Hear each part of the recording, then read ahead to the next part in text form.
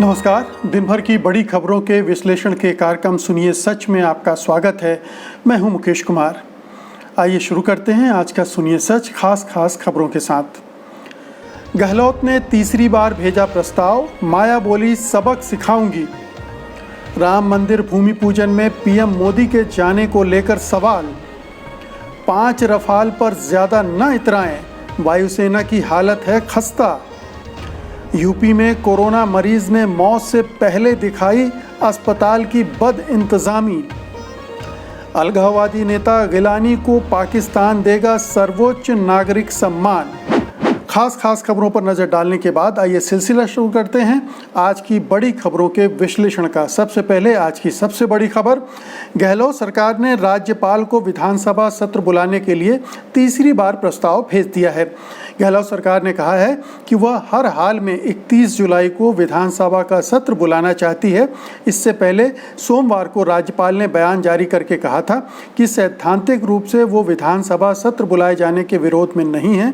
उन्होंने कोरोना संकट का जिक्र करते हुए 3 शर्तें रखी थी। इन शर्तों के अनुसार विधानसभा सत्र 3 हफ्ते तक नहीं बुलाया जाएगा। वहीं बैठक के बाद कैबिनेट मंत्री हरीश चौधरी ने कहा कि विधानसभा का सत्र जल्द से जल्द बुलाने की ज़रूरत है। उन्होंने कहा कि बैठक में कोरोना संकट को लेकर भी चर्चा हुई। राज्यपाल की ओर से विधानसभा सत्र बुलाने में सोशल या फिजिकल डिस्टेंसिंग का सवाल उठाए जाने पर चौधरी ने कहा कि गोवा पुडुचेरी में विधानसभा का सत्र चल रहा है, क्या वहाँ कोई और कानून है? चौधरी ने जोर देकर कहा कि कांग्रेस के पास स्पष्ट बहुमत है। बता दें कि राजस्थान की सियासत में गहलोत और पायलट गुट एक दूसरे पर मनोवैज्ञानिक दबाव तो बना ही रहे हैं। दोनों के सामने अपने विधायकों को साधे रखने की भी चुनौती है। तीसरा प्रस्ताव राज्यपाल को भेज दिया गया है गहलोत सरकार की ओर से, लेकिन गहलोत भी भली भांति जानते होंगे, उनकी सरकार भी, उनके मंत्री भी, उनके विधायक भी, कि राज्यपाल को ऊपर से निर्देश मिले हुए हैं कि अभी तुरंत विधानसभा का सत्र नहीं बुलाया जाना है। और ये बहुत ही साफ है कि अभी विधानसभा का सत्र नहीं बुलाया जाएगा। उसके लिए जो तमाम बहाने गढ़े जा रहे हैं वो भी स्पष्ट हैं और उसके उद्देश्य भी स्पष्ट हैं कि इस विधानसभा सत्र को ज़्यादा लंबे से लंबे समय तक खींचा जाए ताकि विधायकों को तोड़ने में मदद मिले, उसके लिए वक्त मिल जाए। एक याचिका हाई कोर्ट में है, उसको लेकर भी सोचा जा रहा होगा और ये भी दबाव बनाने की कोशिश की जा रही है कि आखिरकार गहलोत अपने विधायकों को होटल में कितने दिनों तक रखेंगे। आखिरकार 2 हफ्ते से ज़्यादा हो ही गए हैं और अब उनको रोकना, बांध के रखना बड़ा मुश्किल होगा और जैसे ही वो घर जाएंगे या नज़र से हटेंगे तो उनकी पोचिंग शुरू हो जाएगी, उनका शिकार करना शुरू हो जाएगा। उनको लालच देना, प्रलोभन देना या धमकियां देना, ब्लैकमेल करना, ये सारे हथकंडे जो मोदी शाह की सरकार आजमाती है वो शुरू हो जाएंगे। तो गहलोत सरकार की चिंता है कि जितनी जल्दी विधानसभा का सत्र हो वो अपना बहुमत साबित करके अपनी स्थिति को सुदृढ़ कर लें।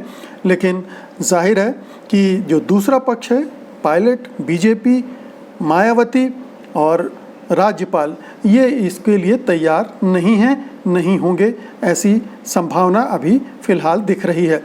इसी से जुड़ी एक और खबर ले लेते हैं। राजस्थान संकट के समय मायावती की भूमिका को लेकर भी बयानबाजी जारी है। हाई कोर्ट ने बीएसपी के 6 विधायकों का कांग्रेस में विलय की याचिका वाली रद्द कर दी थी, लेकिन अब एक बार फिर से बीजेपी विधायक मदन दिलावर ने याचिका दायर कर दी है, दोबारा से दायर कर दी है। इस कदम से साफ है कि बीजेपी को उम्मीद है कि अगर बीएसपी विधायकों को तोड़ सके तो गहलोत सरकार पंगु हो जाएगी, कमज़ोर हो जाएगी, उनका बहुमत घट जाएगा। मायावती ने भी बीजेपी के साथ सुर में सुर मिलाते हुए मुख्यमंत्री अशोक गहलोत को चेताया है कि वे उन्हें सबक सिखाएंगी। उन्होंने कहा है कि वो बीएसपी विधायकों के कांग्रेस में शामिल होने के मुद्दे को लेकर सुप्रीम कोर्ट तक जाएंगी, जिससे कांग्रेस और मुख्यमंत्री अशोक गहलोत को सबक सिखा सकेंगे। उन्होंने कहा कि हम समय का इंतज़ार कर रहे थे। वहीं अगर बीएसपी के 6 विधायक किसी भी तरीके से अगर गहलोत का साथ छोड़ते हैं या अयोग्य हो जाते हैं तो गहलोत की मुश्किलें बढ़ जाएंगी। इसी से जुड़े प्रियंका गांधी का भी ट्वीट आया है। उन्होंने कहा है कि बीजेपी की अघोषित प्रवक्ता, जाहिर है कि बीएसपी और मायावती के लिए कहा गया है, वो संविधान की हत्या करने के लिए कोशिश कर रहे हैं, जो कुछ भी कर रहे हैं बीजेपी के साथ मिलकर कर रहे हैं। तो ये बयानबाजी चल रही है और मायावती जो 10 महीने तक खामोश रही अपनी पार्टी के कांग्रेस में विलय से, अब एकदम से उन्हें लगता है कि जैसे कोई टॉनिक मिल गया है, एकदम से हमलावर हो गई हैं। और जाहिर है कि ये टॉनिक का इंजेक्शन कहाँ से लगा है, बीजेपी की तरफ से लगा होगा।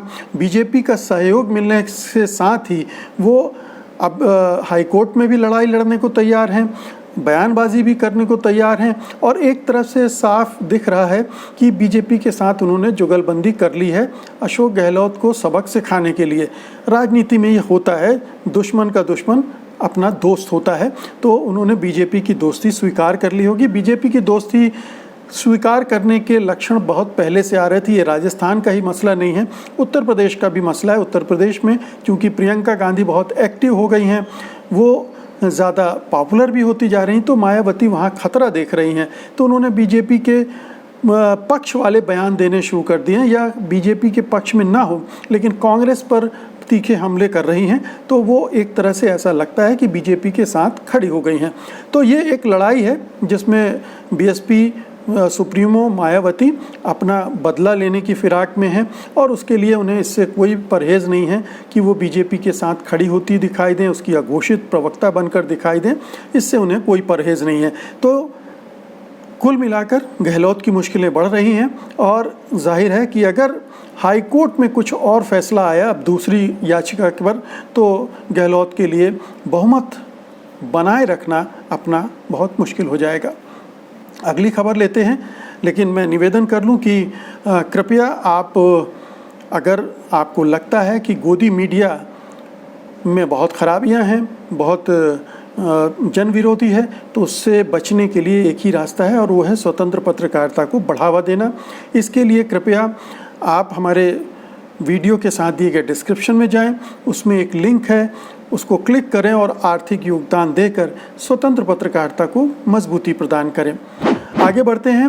AIMIM सांसद असदुद्दीन ओवैसी ने प्रधानमंत्री नरेंद्र मोदी के प्रस्तावित अयोध्या यात्रा का विरोध किया है। ओवैसी ने कहा है कि बतौर प्रधानमंत्री अयोध्या में भूमि पूजन कार्यक्रम में उनका शामिल होना प्रधानमंत्री की संवैधानिक शपथ का उल्लंघन होगा। ओवैसी ने कहा कि धर्मनिरपेक्षता संविधान के बुनियादी ढांचे का हिस्सा है। उन्होंने कहा कि भारतीय सरकार को कोई धर्म नहीं है, इसलिए वो मंदिर के भूमि पूजन में गए तो ये धर्मनिरपेक्षता के विरुद्ध होगा। उन्होंने ये भी कहा कि हम इस बात को नहीं भूल सकते हैं कि बाबरी मस्जिद 400 सालों तक अयोध्या में खड़ी थी और 1992 में इसे एक आपराधिक भीड़ ने ढहा दिया था। बता दें कि पीएम मोदी 5 अगस्त को अयोध्या जाएंगे, वहाँ वो राम मंदिर का भूमि पूजन करेंगे। वहीं दूसरी ओर इससे पहले कम्युनिस्ट पार्टी ऑफ इंडिया ने भी 5 अगस्त को भूमि पूजन कार्यक्रम को दूरदर्शन पर प्रसारित करने के खिलाफ कड़ी आपत्ति जताई है। पार्टी ने सोमवार को केंद्र सरकार को चिट्ठी लिखकर कहा कि सरकारी चैनल पर यह कार्यक्रम प्रसारित करना राष्ट्रीय अखंडता की भावना के खिलाफ है। उसने कहा कि दूरदर्शन पर लागू प्रसार भारती एक्ट की धारा 12(2)(1) में स्पष्ट कहा गया है कि इसका उद्देश्य देश की एकता और अखंडता तथा संवैधानिक मूल्यों को मजबूती प्रदान करना है। पार्टी ने चिट्ठी में आगे लिखा है कि देश के राष्ट्रीय प्रसारणकर्ताओं के रूप में दूरदर्शन का अयोध्या में 5 अगस्त को होने वाले धार्मिक कार्यक्रम के प्रसारण में इस्तेमाल किया जाना राष्ट्रीय अखंडता की मान्यताओं के भावनाओं के खिलाफ है, क्योंकि इसकी स्थापना धर्मनिरपेक्षता और धार्मिक सद्भाव के सिद्धांतों पर की गई थी। बीजेपी इस कार्यक्रम को भव्य बनाने की कोशिश कर रही है और इसमें हर तरह के इस्तेमाल कर रही है, हथकंडे इस्तेमाल कर रही है, राजनीतिक लाभ लेने की कोशिश कर रही है, दूरदर्शन का उपयोग कर रही है, सरकारी मशीनरी कर रही है। और ये जो आपत्ति ओवैसी साहब ने उठाई है प्रधानमंत्री की अयोध्या यात्रा के भूमि पूजन करने के, निश्चित रूप से अगर आप संविधान के भावनाओं को देखें, उसमें जो प्रावधान है उनको देखें, तो उसके उलट है।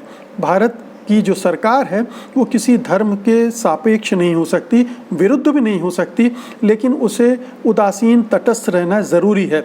वो अगर किसी समुदाय विशेष के धार्मिक कार्यक्रम में इस तरह से शामिल होती है तो जाहिर है कि ये संविधान का मखौल उड़ाया जा रहा है और संविधान की भावनाओं का अनादर किया जा रहा है।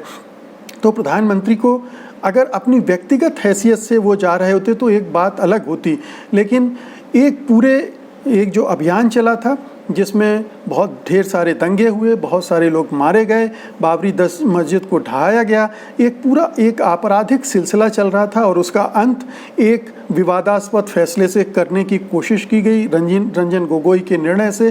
तो इस पूरे सिलसिले से जुड़ना प्रधानमंत्री का ये जाहिर करेगा कि वो एक धर्म के प्रति निष्ठा दिखा रहे हैं और उसका प्रचार भी कर रहे हैं। तो हिंदू वोट बैंक निश्चित रूप से बीजेपी का एक एजेंडा का हिस्सा रहा है, हिंदू वोट बैंक को कंसोलिडेट करना, और ये पूरे राम जन्मभूमि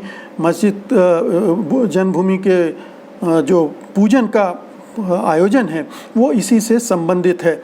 बचना चाहिए, लेकिन बचेंगे नहीं, क्योंकि हम इस समय में आ गए हैं जब हिंदुत्ववादी सत्ता पर काबिज हैं और उन्हें इससे कोई फ़र्क नहीं पड़ता कि संविधान क्या कहता है, संविधान की भावना क्या कहती है और देश की एकता अखंडता पर इस तरह के कार्यक्रमों में उनकी शिरकत से क्या असर पड़ सकता है।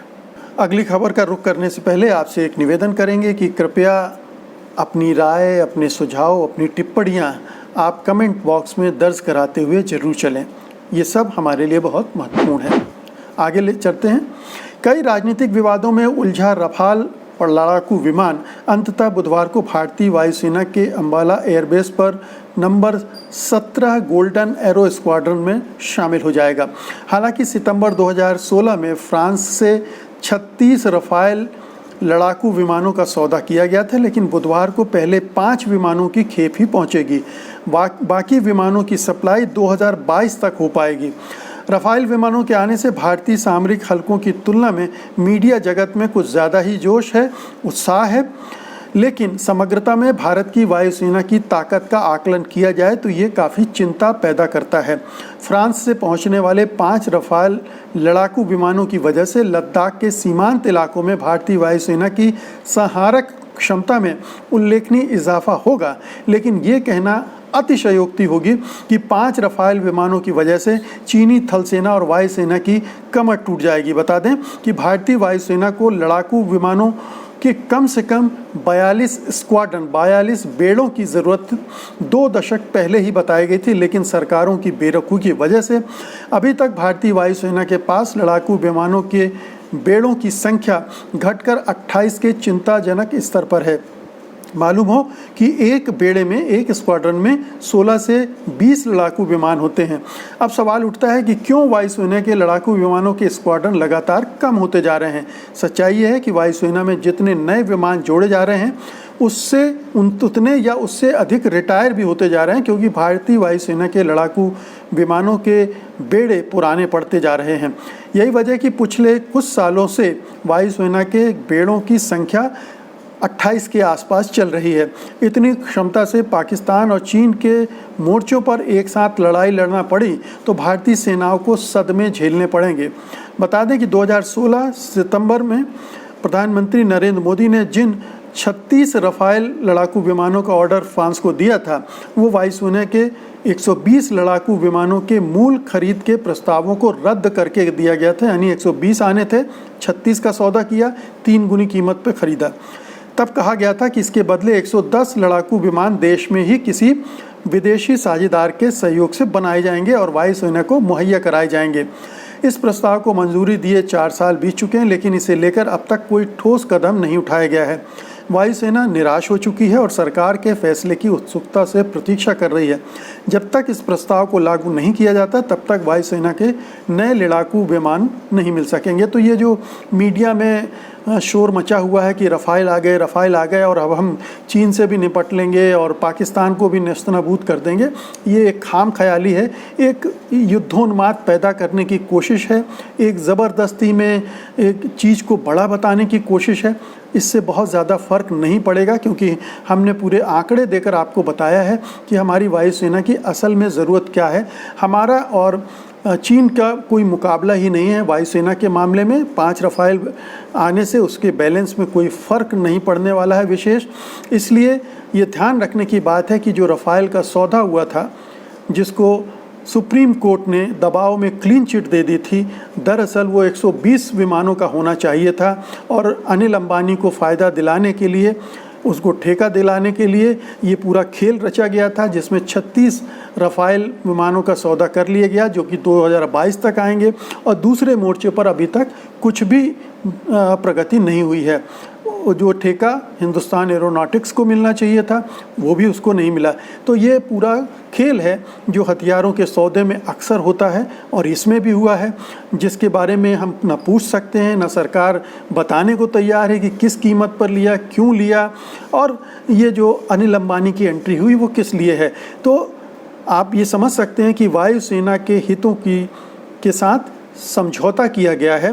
राफेल 5 के आने से वो हालात नहीं बदलने वाले हैं जो 120 विमानों के आने से एकदम से बदल जाते। हमारे स्क्वाड्रन की संख्या 28 से बढ़कर 38 तक पहुंच जाती, 35-36 तक पहुंच जाती। तो ये एक बड़ा फ़र्क है इस सौदे का। इसलिए ये सरकार को महिमा मंडित करने के लिए मीडिया इस तरह का तमाशेबाजी कर रहा है, इसको समझने की ज़रूरत है। अगली खबर लेते हैं। यूपी सरकार एक तरफ कोरोना को लेकर बड़े बड़े दावे कर रही, लेकिन आए दिन उसकी पोल भी खुलती जा रही है। इस समय एक शख्स का वीडियो सोशल मीडिया पर तेजी से वायरल हो रहा है, जिसमें वो मरने से पहले खुद को बचाने की गुहार लगा रहा है। अस्पताल की बदहाली बयान करता ये वीडियो झांसी के मेडिकल कॉलेज का बताया जा रहा है। इस वीडियो में मरीज के शरीर से खून बह रहा था, साथ ही उसे सांस लेने में तकलीफ भी हो रही थी। बावजूद इसके पूरे वार्ड में एक भी कर्मी दिखाई नहीं दे रहा था। वीडियो शूट करने के दौरान मरीज कह रहा है कि यहाँ व्यवस्थाएं नहीं हैं, मरीजों पर ध्यान नहीं दिया जा रहा है। वो खुद को दूसरे अस्पताल में ले जाए जाने की गुहार कर रहा है। इतनी तकलीफ होने के बावजूद उसके पूरे वार्ड में एक भी कर्मचारी नज़र नहीं आ रहा है। ये वीडियो बनाने के कुछ ही घंटों बाद उस व्यक्ति की मौत हो गई। इस वीडियो के वायरल होते यूपी सरकार के कोरोना को लेकर किए जा रहे तमाम दावों की धज्जियां उड़ गईं। इससे पहले बरेली के क्वारंटीन सेंटर में छत से झरने की तरह पानी गिरने का वीडियो वायरल हुआ था, जिसको लेकर पूर्व मुख्यमंत्री अखिलेश यादव ने योगी सरकार को निशाने पर लिया था। इसके अलावा अभी हाल ही में स्टैनफोर्ड विश्वविद्यालय के अध्ययन में पाया गया कि यूपी और बिहार कोरोना मामले से जुड़ी जानकारी छिपा रहे हैं। आपको बता दें कि उत्तर प्रदेश में 24 घंटों में कोविड-19 से 30 और रोगियों की मौत हो चुकी है, जिसमें मृतकों की संख्या 1456 तक पहुंच गई और एक्टिव केस अभी 26,000 से अधिक हैं, और वो भी तब हैं जब हिंदुस्तान में सबसे कम टेस्टिंग यूपी और बिहार में हो रही है। तो उत्तर प्रदेश के हालात बहुत स्पष्ट हैं। हम मंदिर पूजन में लगे हैं, कोविड से लोग मरते रहें। हम अयोध्या की तैयारी करेंगे। सरकार का फोकस अपने वोट बैंक पर है, हिंदुओं की भावनाओं को उभारने और उनको सहलाने का है। उसे जनता की सुविधाओं, दुख दर्द से कोई लेना देना नहीं है। अपराध का ग्राफ लगातार चढ़ता जा रहा है। अपहरण की घटनाएं रोज़ बरोज़ आ रही हैं, हत्याएं हो रही हैं, बलात्कार हो रहे हैं, लेकिन मंदिर वहीं बनाएंगे। तो आइए अब अगली खबर का रुख करते हैं। जम्मू कश्मीर में अलगाववाद की आवाज़ उठाने वाले नेता सैयद अली शाह गिलानी पर पाकिस्तान की सरकार मेहरबान हुई है। पाकिस्तानी सीनेट ने सोमवार को एक बड़ा फैसला करते हुए गिलानी को पाकिस्तान के सबसे बड़े नागरिक सम्मान निशाने पाकिस्तान से सम्मानित करने का फैसला किया है। इसके अलावा गिलानी के नाम पर एक विश्वविद्यालय बनाने का प्रस्ताव भी रखा गया है। पाकिस्तानी सीनेट ने जम्मू कश्मीर के अनुच्छेद 370 के प्रावधानों के खत्म होने की पहली वर्षगांठ पर पाक अधिकृत कश्मीर में बनी अपनी कथित विधानसभा में एक विशेष सत्र बुलाने को भी मंजूरी दी है। बताया जा रहा है कि कश्मीर में गिलानी को अलगाववादी गतिविधियों के कारण ही पाकिस्तान ने उन्हें निशाने पाकिस्तान से नवाजने का फैसला किया है। गिलानी ने हाल में कश्मीर के अलगाववादी संगठन हुर्रियत से इस्तीफ़ा दे दिया था। सैयद अली शाह गिलानी कश्मीर में आतंकवाद और हिंसा के हालात के लिए जिम्मेदार लोगों में प्रमुख रूप से नामजद रहे हैं। गिलानी के ऊपर साल 2016 में हुई कश्मीर हिंसा के बाद टेरर फंडिंग के चार्ज भी लगे थे। इसके अलावा गिलानी को एक लंबे वक्त से कश्मीर के उनके घर में नज़रबंद भी रखा गया। वहीं जहां तक निशाने पाकिस्तान की बात है तो आपातकाल के बाद वाले दौर में 2 वर्षों के लिए भारत के प्रथम गैर कांग्रेसी प्रधानमंत्री रहे मोरारजी देसाई को 1988 में निशाने पाकिस्तान से सम्मानित किया गया था।